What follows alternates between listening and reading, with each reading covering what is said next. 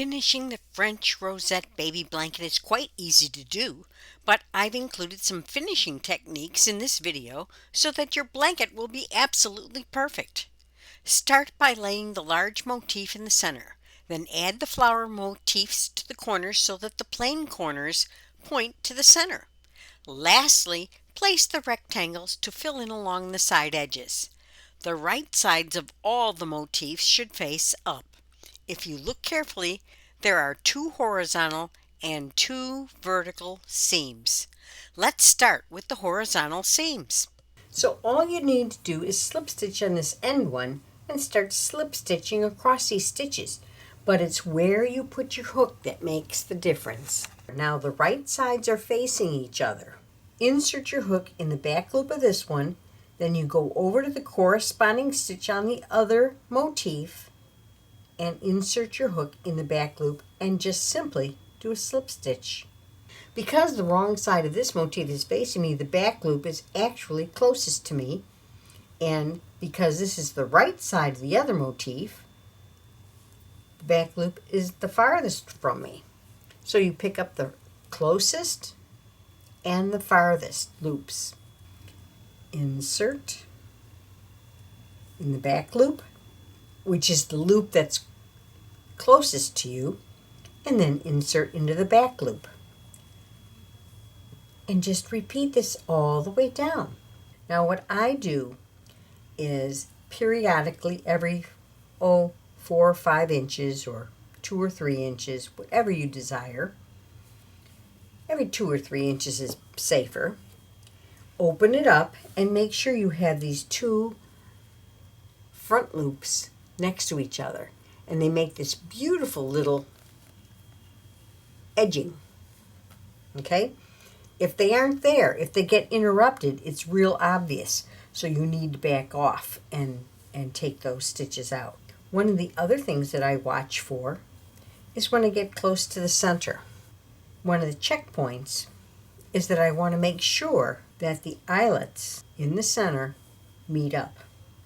They don't actually meet up at the edge.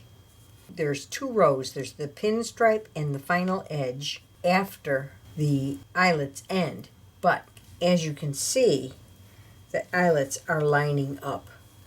Zip! Right there. And when you get to where you've woven in the yarn, just ignore that and just go under both those pieces of yarn. See, I have 2 loops here. One is the weave-in yarn and one is the actual loop. So you just pick them both up and it helps secure them. Let's do a double check one more time. See how I goofed up? And this is a perfect example.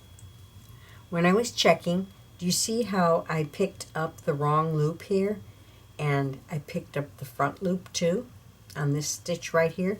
And your eye can see that all of a sudden, my perfect stuff is mixed up. So I have to take out 2 stitches. That's why I check. That's the chain up loop right there.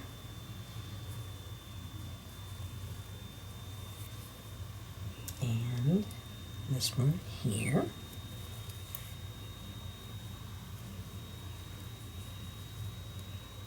The next one. And just chain up because I have one loop there already. Just look. Much better. See how nice that looks?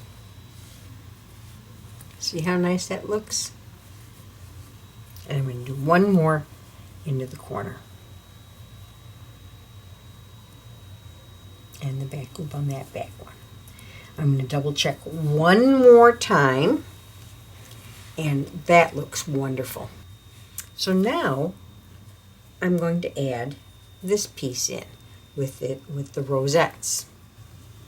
And that one will go to the end of this rectangle right there. I want to show you how we go across and not join the vertical one yet. So flip these up and we want to go in the stitch, the back loop of the stitch of the chain before the first double crochet. And then we want to make sure that we go into the same chain over on this side. Now, one thing I just did kind of unconsciously, I aligned my rosettes just the way I wanted them to be, which is with the plain square facing inward to the main big square like I showed earlier.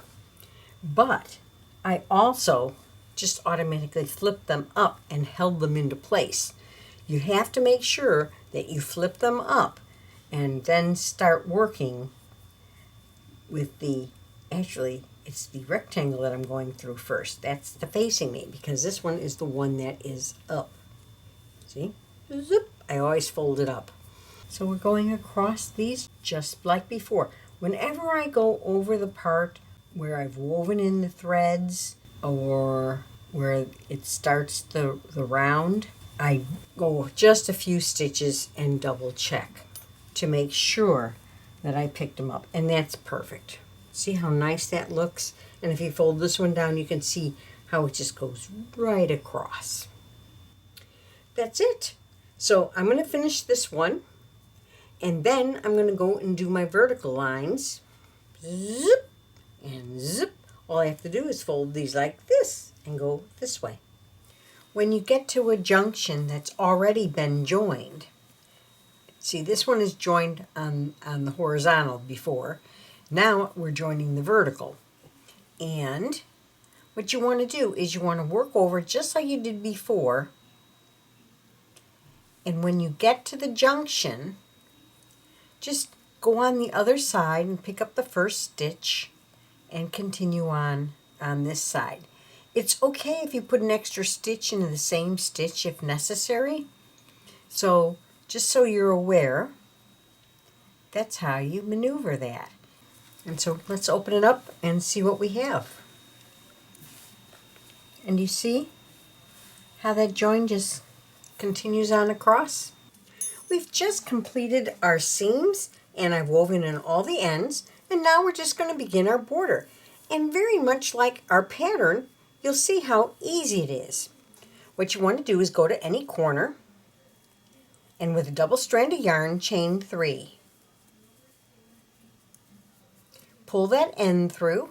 We're going to count that chain 3 as a double crochet, and then we're going to work another double crochet, chain 2, 2 double crochets in the same corner space,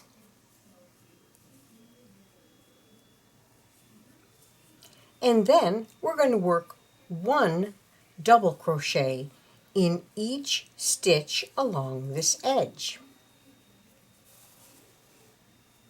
Now, I'll join you when we get to this seam because I want to show you something special. This gives you your base row for the border. Now we're at that corner space right before the seam. We're going to work a double crochet into that corner space, skip the seam, and work another double crochet into the next corner space. That sets you up for all your additional rows. That's it. So I'm going to keep going. I'm going to work 2 double crochets, chain 2, 2 double crochets in each corner, and when I get to a seam, I'll just work 1 into this space here and just skip over to the next space here. When you get to the end of the round, you want to slip stitch in the 3rd chain. Now that's tight because I wove my end in. And then chain 3, 1, 2, 3. Then work a double crochet in the top of the next double crochet. That brings you to the corner space.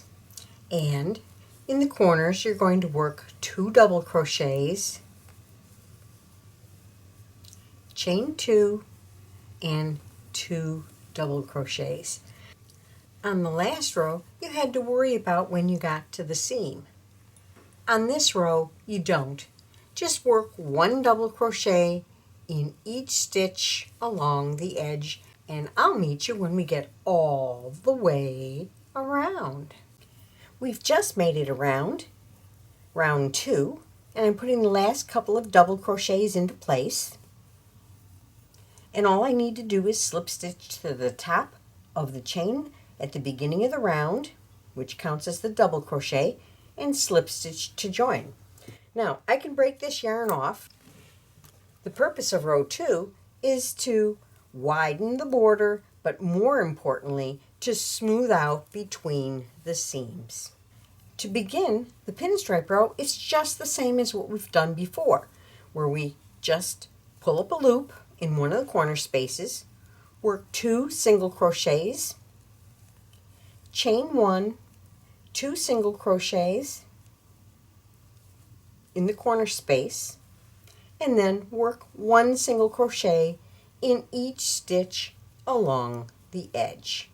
So we're just making it around on row 3. And all I'm going to do is slip stitch in the top of the first single crochet to join. Now, cut the yarn and weave these ends in before you get to them. Round 4, we return to white. This row is used to widen the border before we put the edging on it. Now I've attached my yarn in the corner space, that chain 1 corner space, chain 3 with a double strand, chain 2 more to form the corner space, then work another double crochet in the very same corner space. Now I'm going to continue along working 1 double crochet in each stitch along the side. Sound familiar? Well, it is, because this is one that we've used right here on the final border row of the motifs. We're going to just do this, continue to work 1 double crochet in each stitch all the way around. In the corners you're going to work 1 double crochet, 2 chains, and 1 double crochet to turn the corner.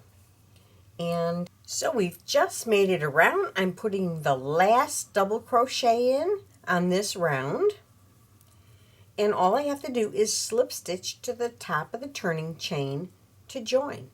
Now we're going to go on to round 5, and this is the final edging round. I'm going to chain 1 and I'm going to work from left to right. So I'm going to yarn over to do a half double crochet, skip this one, insert my hook under the next 2 loops, the top 2 loops of the next stitch, pull up a loop, yarn over, and pull through all 3. That's a reverse half double crochet. Chain 1, skip 1, yarn over, insert into the next stitch under the top 2 loops, pull up a loop, yarn over, and pull through all 3. So chain 1. Now I'm going to show you again because I want to make sure that you see exactly how I do this. I'm yarning over. Because I'm going from left to right, you have to kind of twist your hook. Skip this one, twist your hook, and go right in. I'm using my thumb to kind of collect that. Yarn over and pull through all 3. Look how beautiful that rolled edge is. You see that? It's a little bit thicker. It's like a braided edge, and that puts a perfect finishing touch on this particular pattern. Now, when you get to the next corner, I'll join you because I want to show you how to turn the corner, because we didn't really turn the corner here. I'm reaching my corner space right here. And so instead of going under the top 2 loops, I'm just going to go into the corner space. So I'm going to yarn over, insert my hook, pull up a loop, yarn over, and pull through all 3 to complete that reverse half double crochet. Chain 1, and I'm going to do another reverse half double crochet right into the same space. Chain 1. Now I go back working down this side in the same way as I did before. We are at the final corner, and so what we want to do is work our 2 reverse half double crochets into the corner space and chain 1, of course, and then this just folds down to to this point here because that's where the chain is over here. So we're just going to cut our yarn and pull this end through. And when we fold this down, that's where we weave in this end, and you won't even see where you started or ended, right along that edge. And we are finished. I hope you enjoyed watching this video. Please take a moment to subscribe and ring the bell to receive notifications of upcoming videos. Happy crocheting!